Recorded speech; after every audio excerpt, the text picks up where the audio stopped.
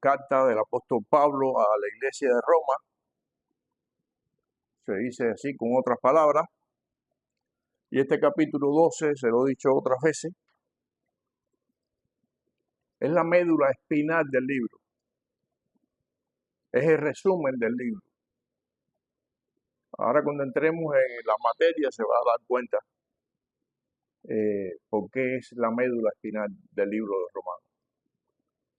Muchos por ahí, yo se lo he dicho, lo repito, porque ya cuando uno está viejo repite las cosas y no se da cuenta. Muchos han dicho por ahí que si usted no tiene otro libro que no sea romano, que ya romano es suficiente para la vida cristiana, es suficiente. Y se resumen más exactamente con este capítulo. Lo pudiéramos aprendernos de memoria sería magnífico, aprenderlo de memoria, porque este capítulo es como una guía extracta de lo que necesitamos los cristianos saber. Así que estamos ahora en el centro, aunque no es el centro de hoja del libro, pero sí es el capítulo más nombrado y conocido del libro de Romanos. Capítulo 1 habla del poder del Evangelio y de que el hombre no tiene justificación. Ya eso lo vimos en la clase pasada. No hay justificación porque la creación de Dios habla de él. Y enseña que realmente existe Dios. De eso pusimos ejemplo. El capítulo 2 habla de que Dios hará un justo juicio.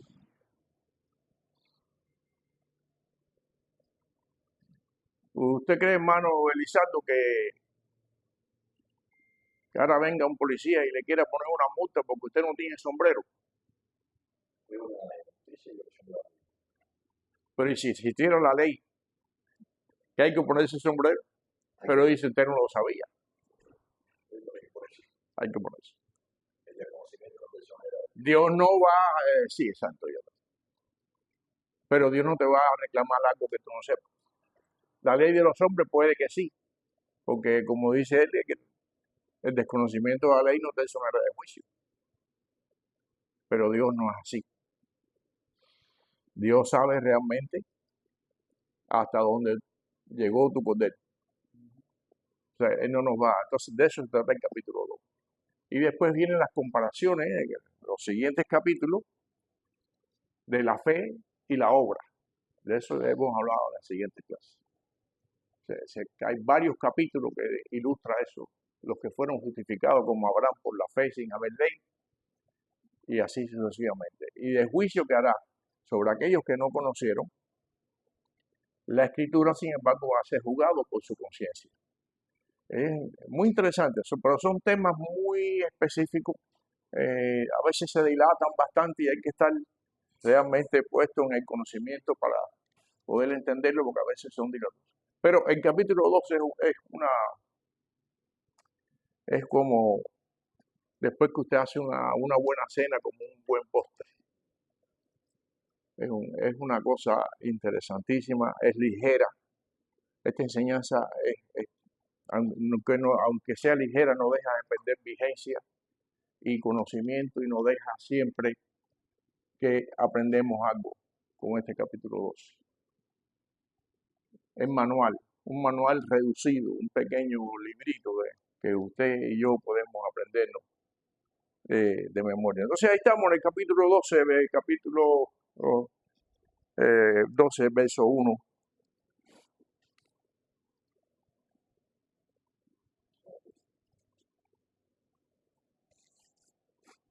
Y miren cómo dice el capítulo, el título, por lo menos mi Biblia lo tiene, al inicio, antes de empezar a leer, dice deberes cristianos. No sé si ustedes lo tienen.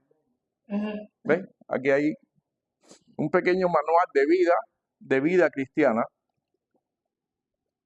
Y dice así, verso 1 y verso 2.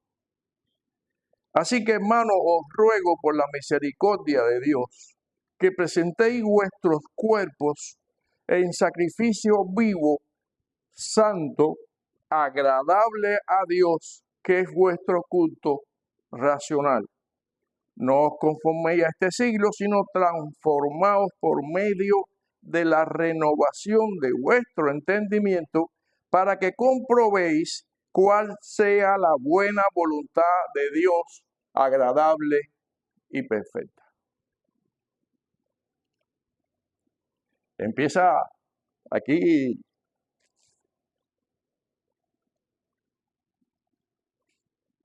Aquí no empieza con el primer bate y el segundo, empezó con el cuarto bate. Tremendo, ¿eh? Un disparo directo al alma. A ver, vamos a desmenuzar esto. ¿Ya lo tenemos aquí? Perfecto. Dice el verso 1, vamos a separarlo. Verso 1. Así que, hermanos, os ruego por la misericordia de Dios. El apóstol Pablo le ruega a la iglesia que se presenten ustedes mismos como sacrificio vivo. Lo estoy parafraseando. Que se presenten ustedes mismos como sacrificio vivo, santo, agradable a Dios, que es vuestro culto racional. ¿Qué cosa es un sacrificio vivo? ¿Y por qué nosotros mismos somos el sacrificio vivo? Bueno, vamos a la... Sí. Cuando nos entregamos con nuestro cuerpo a Dios, dispuesto, presto y dispuesto a morir por él. Un sacrificio vivo, hermano. Vamos a entender esto, sacrificio. ¿Qué cosa era el sacrificio en la antigüedad, antes de Cristo? Antes de Cristo estaba la ley que nos enseñaba cómo conducirnos en la vida. Pero como Cristo no se había sacrificado, esos son como casi 4.000 años de historia. Pues entonces cuando usted violaba la ley, quebrantaba la ley que estaba escrita para todos los hombres, entonces usted se presentaba ante el sacerdote y le decía, yo hice esto. Generalmente ellos ya no consultaban porque el pueblo de Dios, como se lo he dicho otras veces, no es un pueblo ignorante de la ley. Porque ellos cuando empiezan en la escuela, en el preescolar, bueno, allá no había preescolar, el primer grado de la escuela es Torah, y aprenden a leer con la Torah, y aprenden a escribir con la Torah en Israel. Así ha sido por los siglos de los siglos. O sea, cuando ellos saben que en la ley está escrito que si tú hiciste esto, lleva este sacrificio. Era la forma que estaba, porque como se lo he dicho otras veces, la ley vino para hacer distinción entre el bien y el mal. Para eso estaba escrito la ley. Entonces, cuando tú hacías algo que no estaba en el bien, pues ya tú sabías lo que tenías que hacer. Entonces, si tú por casualidad se te olvidó o lo ignoraste, pues le preguntas a tu rabino del área. En cada área de Israel hay una sinagoga, aparte del templo. Tú podías preguntar al rabino, yo hice esto, que yo tengo que llevar el día de reposo o el día de los sacrificios. No, pues tienes que llevar esto y esto, una palomita, esto, lo que sea, según la categoría. Yo se lo he explicado otras veces. Entonces la sangre de ese animal sobre el altar, escuche bien lo que les voy a decir, no perdonaba los pecados, los cubría temporalmente. Y como no los perdonaba, y ese era el concepto que estaba, porque todavía Cristo no había sido llevado a la cruz, o sea, todavía Cristo no se había entregado a la cruz, vamos a decirlo correctamente.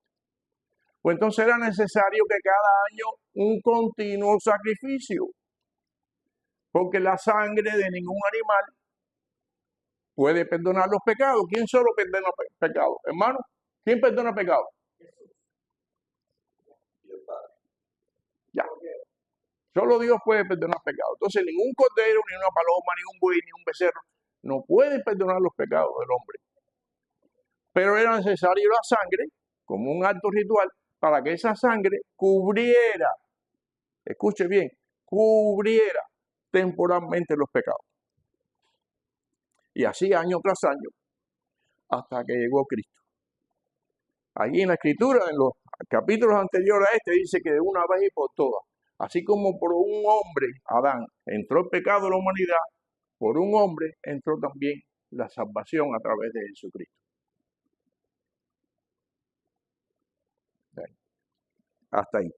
¿Llegó Cristo? Ya. Ya los pobres animalitos que no son culpables del pecado no tienen por qué ser sacrificados en el altar. Y fíjense si es así que el pueblo de Israel no entendió. De hecho, no aceptó a Cristo. Y fíjense, si es así, que ellos perdieron su templo de los sacrificios y desde el 70 después de Cristo hasta la fecha no se han podido hacer más sacrificios animales. Ah, ¿no entendiste? Pues yo te voy a hacer entender. Perdieron el templo, perdieron su tierra, y están en guerra y todavía ya por 2000 años todavía no tienen templo ni pueden hacer sacrificios. Porque yo se lo he dicho otras veces, a veces cuando no entendemos necesitamos que Dios nos haga entender. Y esa es la manera que yo no quiero para mí. A mí me la ha hecho entender así. No crean que yo lo entendí el primer día y ya, no. Recuerden lo que hemos leído en las clases anteriores. El cristiano es como la luz de la aurora, que va en aumento hasta que el día es perfecto. A todos nos ha pasado eso. Yo no nací con una sotana puesta y de ahí para... No. El pastor tampoco nació con sotana. Agustín, ¿usted nació con sotana de santo? No. ¿Y usted, hermano? ¿Te quedaría bien una sotana?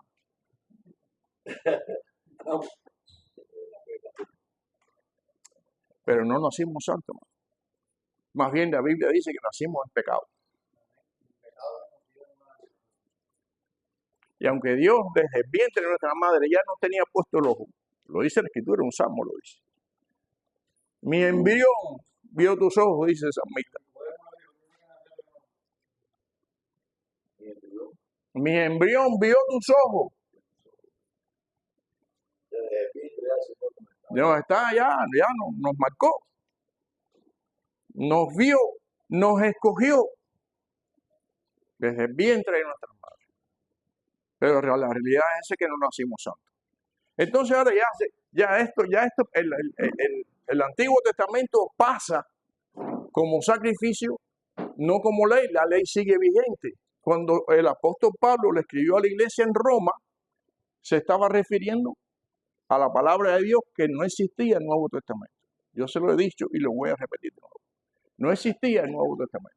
Se estaba refiriendo a lo antiguo. Pero eso no ha pasado. Jesús, en su propia boca, dijo, de la ley, ni una coma, ni un punto se va a dejar de cumplir hasta que todo esto acontezca. Él no vino a abolir la ley, lo dijo en otro pasaje. ¿A qué vino, hermano Jesús? A hacerla cumplir. Pero de verdad, entonces para que la persona no caiga en el continuo sacrificio. Este año voy porque hice esto. El año que viene voy porque hice lo otro. Para eso vino Jesús. Para eso murió. Y para eso su sangre de una vez y por todas echó. El otro día leíamos un salmo, ahora no me acuerdo el número, que él echó nuestros pecados en el fondo de la mar. Pero no recuerdo la cita. Entonces ahora viene en Roma y le está explicando a la iglesia que está en Roma, con este capítulo, que le dije que es la médula de este libro, nos dice, así que hermano, yo les ruego por la misericordia de Dios, que se presenten ustedes mismos, es lo que está diciendo ahí, como un sacrificio, no de animal, ni siquiera de humano, porque ya Cristo lo hizo por nosotros, que se presenten como un sacrificio vivo, como estamos ahora. No tenemos que dar la sangre por nuestros hermanos, ni por nosotros mismos. No hay que hacerlo, ya Cristo lo hizo. Preséntense ustedes mismos vivos, santos y agradable a Dios. Porque de esa manera nosotros vamos a comprobar cuál es la voluntad de Dios perfecta para con el hombre. Presentándonos como sacrificio vivo. No tenemos que nosotros engañarnos en una cruz. No tenemos que nosotros derramar sangre. Mire, es más sencillo. Preséntase vivo, pero una vida que agrade a Dios. Eso es lo que está diciendo el primer capítulo. ¿Sí, hermano? A ver. Yo soy el templo del Espíritu Santo. Por cuanto el Espíritu Santo es santo, puro, me exige que sepa de adorar a mí en mí como templo de Él. Es preciso que yo me convierta en esa. Amén. Ahora vamos un paso más atrás, vamos a retroceder un poquito. Imagine que usted tiene que llevar al templo un cordero. Cristo no se había sacrificado por nosotros. A ver, ¿alguien recuerda cómo tenía que ser ese cordero? De un año. Bueno, del año, bien, está escrito en la ley. Y lo más importante es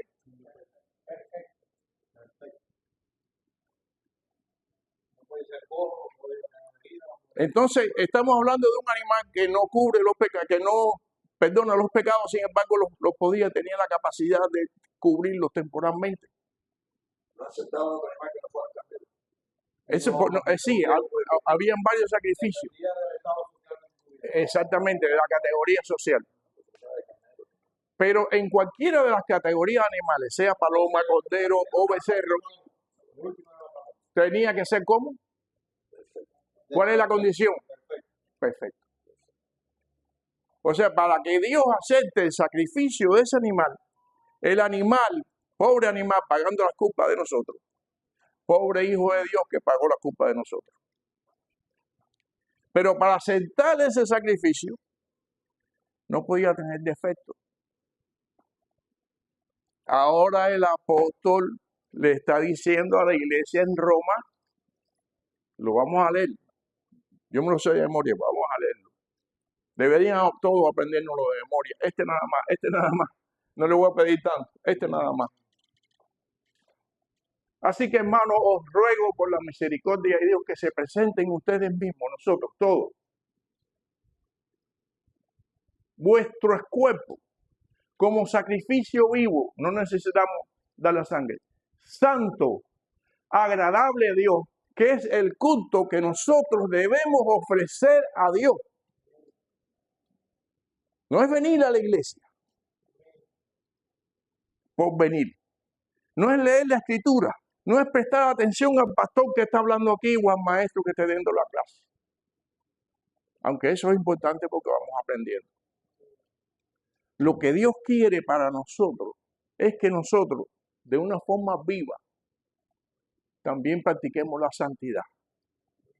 Porque cuando practiquemos la santidad y nuestra vida es agradable delante de Dios, Él va a aceptar el culto. Entonces, cuando Él acepta nuestro culto, entonces cuando Él acepta nuestra adoración, ahorita viene una parte bonita, la de la adoración, pero para que Él acepte esa adoración, nosotros tenemos que vivir delante de Dios de tal manera que Dios se agrade de nosotros. ¿Vamos entendiendo lo que dice ahí?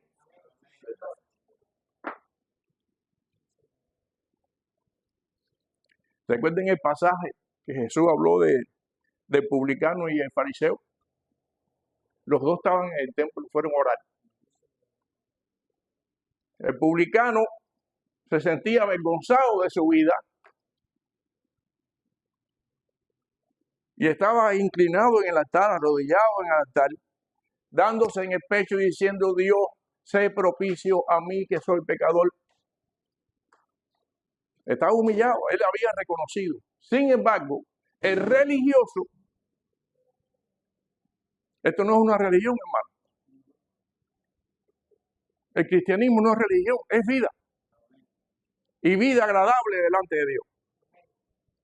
No es religión. Si usted viene aquí a cumplir una religión, está perdiendo su tiempo. Yo lo autorizo delante de Dios que se vaya. Váyase a pescar o a cualquier cosa. Pero a servir a Dios de esa manera no. A ofrecer culto de esa manera no. Sí, entonces vamos aprendiendo y vamos entendiendo que esto no es religión, que esto es una práctica de corazón y de sinceridad. Esto no es jugar a las casitas. Cuando éramos niños, las hembritas jugaban a las casitas y los varoncitos jugaban con camioncitos a ser choferes. Y nosotros pretendíamos ser choferes de camión y las hembritas pretendían ser amas de casa, pero era un juego. Esto no es un juego, hermano. Nosotros estamos alabando y sirviendo al Dios que lo hizo todo. Al Dios de la creación que inclusive nos hizo nosotros y nos dio un espíritu para que sirvamos de una manera santa, limpia, sin pecado delante de Él. Le estoy diciendo que usted viene aquí hoy y ya mañana usted no es santo, no viene con sotana. La sotana es una manera de decir una vestidura religiosa. No es así, esto es un proceso. Pero entienda que en ese proceso, si usted quiere adorar a Dios en un servicio religioso, se tiene que presentar como sacrificio vivo que agrade a Dios su vida. ¿Se está entendiendo eso? Ahora el verso 2. No os conforméis a este siglo, sino transformados por medio de la renovación de vuestro entendimiento, para que comprobéis cuál sea la buena voluntad de Dios, agradable y perfecta. Este lenguaje a mí me encanta, porque yo aprendí la Biblia con la versión Valera. Me encanta ese lenguaje, pero mucha gente a veces no lo entiende, porque es el español antiguo, el español de Cervantes. Pero ahora yo voy a hablar en cubano. Me voy a poner en el nivel de nuestro lenguaje. Más fácil. Este nivel de Cervantes es un poco más literario. Ahora Pablo le está diciendo a la iglesia en Roma, el versículo 2. Señores, hermanos cristianos, no imiten al mundo. Señores, hermanos cristianos, aquí esta primera parte de este versículo está diciendo, no te conformes con este siglo. Yo se lo voy a traducir al lenguaje español, cubano y hondureño también, porque tengo ahí gente y venezolano, también venezolano, y camagüeyano si quieren. Lo voy a decir con lenguas claras. Hermanos queridos, no imiten al mundo. El mundo no tiene nada que ofrecernos. No lo imiten, es lo que dice el apóstol Pablo. No hagan lo que el mundo hace, porque el mundo no tiene a Dios en su corazón. El mundo no se ha arrepentido de sus pecados. Por lo tanto, dice, no se conforme a lo que el mundo hace, sino cambien su mente. Reseten. Cojan el cablecito de conectarse y conéctenlo a la palabra de Dios. No a lo que dice el mundo.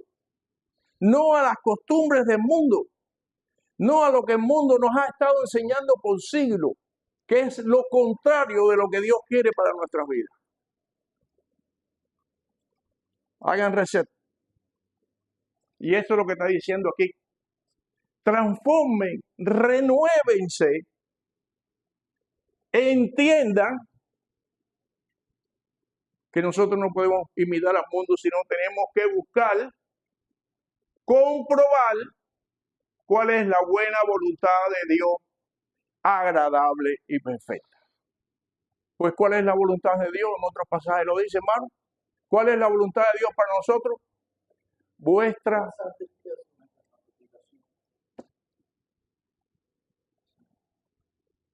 no es un santo en una urna, es un hombre dentro del mundo, pero que es diferente al mundo. Cuando Jesús se fue a despedir y estaba orando al Padre por sus discípulos, también oró por nosotros.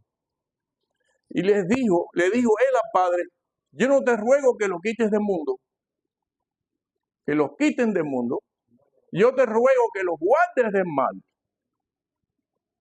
Porque así como yo no soy de este mundo,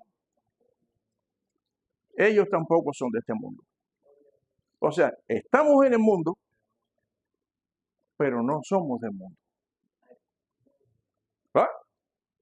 Entonces, hermano, ¿en qué conclusión llegamos con esto? Ahí está. Si usted no es del mundo, ni puede vivir como el mundo para agradar a Dios, entonces somos eternos. Yo tenía dudas si los extraterrestres existen. No, hay muestras que No, extraterrestres, de nosotros. una pregunta que yo me hago muchas veces, y ahora no sé usted más. ¿Cómo fue que la Iglesia Católica no pararon el daño que hicieron los romanos? Eso es una clase de historia que la voy a dar pronto. Es un poco extensa. ¿Cómo extensa?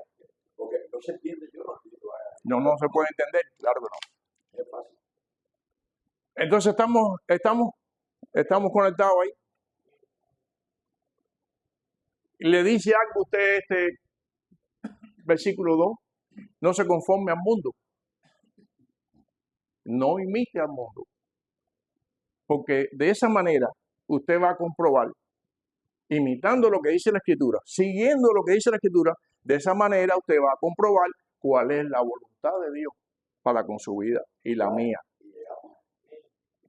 Para con su vida y la mía. El mundo puede tener, de hecho, tiene diversas costumbres, diversos modos, diversas prácticas sociales. La iglesia no está en esa categoría, hermano. La iglesia no está en ese tipo de práctica social que usted está viendo a su alrededor hoy. No está. Si usted quiere agradar a Dios, usted tiene que separarse de esas prácticas sociales. Sin separarse del mundo. Bueno, ahora vamos a comprar un terreno allá por las montañas de Montana, que allí no vive nadie, nos vamos para allá y vamos a hacer nuestra propia iglesia allí. Usted no va a estar contaminado, no va a haber televisor, no va a haber internet, usted va a estar aislado ahí. Y entonces, ¿cómo el mundo va a entender, Robert? Eso es lo que Dios hace. Exacto, lo han hecho. ¿Cómo el mundo va a conocer a Dios si no hay quien le predique? ¿Cómo el mundo va a saber que Dios cambia las vidas si no va a tener un ejemplo al lado? ¿Cómo Dios va a manifestarse en las personas si nosotros no hacemos la obra de Dios? Por eso Jesús le dijo a su padre, yo te ruego que no los quites del mundo. Si nos quita la otra, se queda el mundo sin luz y sin sal. Yo te ruego que no los quites del mundo, sino que los guardes del mal. Y hacer la práctica que hace el mundo, usted está en el mal. Recuerdo que se lo he dicho otras veces, pero no importa, yo se lo vuelvo a decir porque estoy viejo.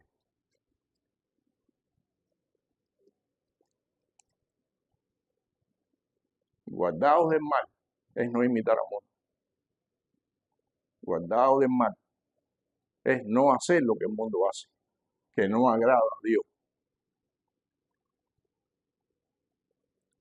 Yo pensé que... Tiene que prepararle para hubo un millonario que hizo una casa en Brasil. No sé si se va a llorar eso. Sí, Ahí se metió, pero un día tenía que asomar la cabeza. Nada que asomó la cabeza, ya, no. Tienes que prepararte para eso. Estamos en el mundo. Tenemos que vivir a la manera de Cristo y servir de luz y de sal al mundo.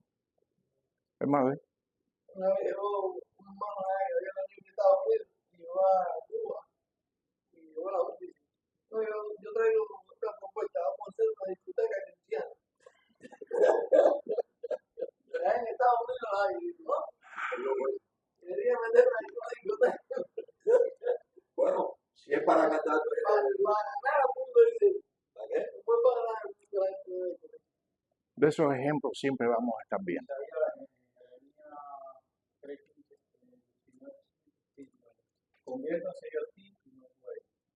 De esos ejemplos ya la hemos estado viendo por décadas, por siglos.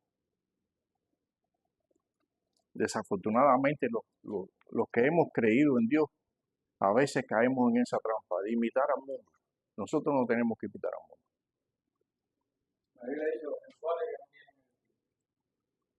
No tenemos que hacerlo. Entonces vamos a ver los 5 minutos.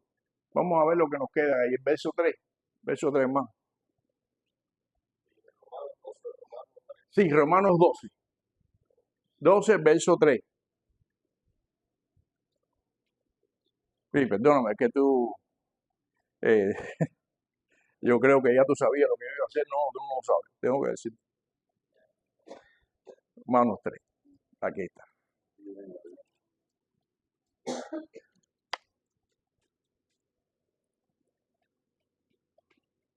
Y ya con eso sí terminamos. No terminamos el capítulo, pero sí vamos a terminar con el verso 3. Dice el apóstol a la iglesia, el apóstol Pablo a la iglesia de Roma. Digo pues, por la gracia que me es dada, y voy a hacer un pequeño paréntesis, porque el apóstol Pablo, que antes era Saulo de Tarso, fue escogido para apóstol de los gentiles. Por lo tanto, Dios mismo le dio ese llamamiento. Por lo tanto, le está diciendo que Dios le dio esa gracia. Inclusive para que diera estas ordenanzas. Digo pues por la gracia que me es dada, que cada cual que esté entre vosotros no tenga más alto concepto de sí del que debemos tener,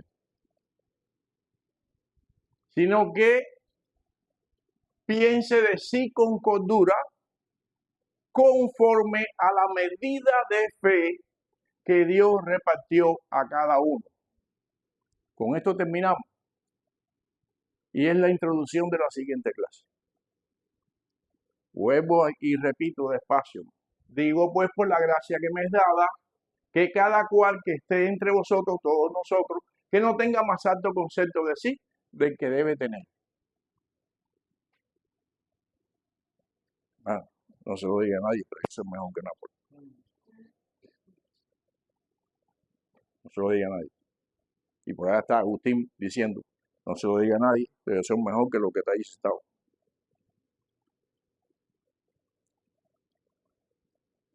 Eso no es una práctica que Dios aprueba. Cada cual piense dentro de sí, de acuerdo a la medida de fe que Dios nos dio. No, él no es más importante que el otro, y el otro no es más importante que aquel, y el otro. Porque entonces vuelvo otra vez a la ilustración que dije ahorita del fariseo y el publicano. El publicano llegó humillado delante de Dios, pidiendo perdón por su falta, como las tenemos todos. Pero el fariseo, el religioso, puesto en pie, oraba de esta manera. Y aquí encaja este versículo. Versículo 3. Levanta las manos y el fariseo dice, yo te doy gracias a Dios porque yo no soy como el resto de los hombres. Ladrones, mentirosos, adúlteros, esto. Ni siquiera soy como ese que está ahí arrodillado delante de ti.